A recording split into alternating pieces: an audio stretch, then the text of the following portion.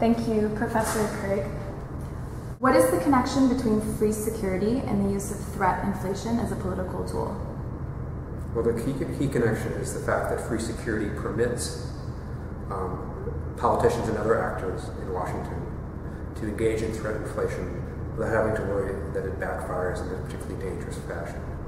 In other words, that if you are a nation in a particularly precarious situation, and you engage in incorrect, exaggerated threat inflation, this could get you in a lot of trouble if you are facing a serious threat on your border that might see your threat inflation as being aggressive or irresponsible or exaggerated.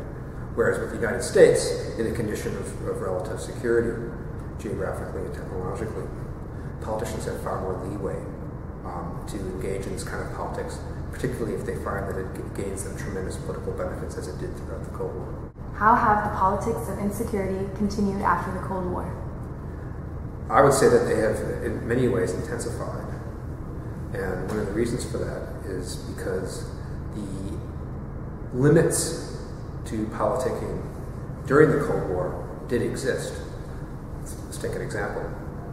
If you were interested in maximizing arms sales as a way in intensifying the Cold War so as to make more money as an arms manufacturer, you still could sell these weapons to China or to Russia.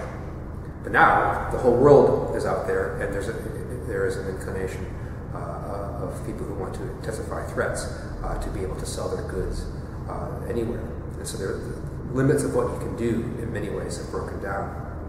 But more important, I think, is the fact that with the demise of what was obviously a serious traditional kind of geopolitical threat, the Soviet Union and its empire, you've had a crisis for American politicians that reached its apex in many ways in the 1990s, where there was almost a desperate searching for a new threat that could revive this kind of lucrative politics.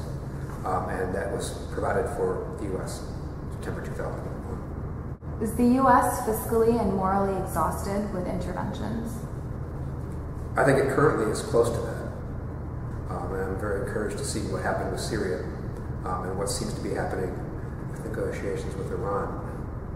But I would argue that over the long term, the fact that there's not going to probably be the emergence of a peer rival to the United States in the foreseeable future. I don't think any nation, even China, is really going to try to contend with the United States in the traditional geopolitical or military sense. Because of these facts, I think that the U.S. will eventually revert to its traditional ways and find a new enemy to demonize. Thank you.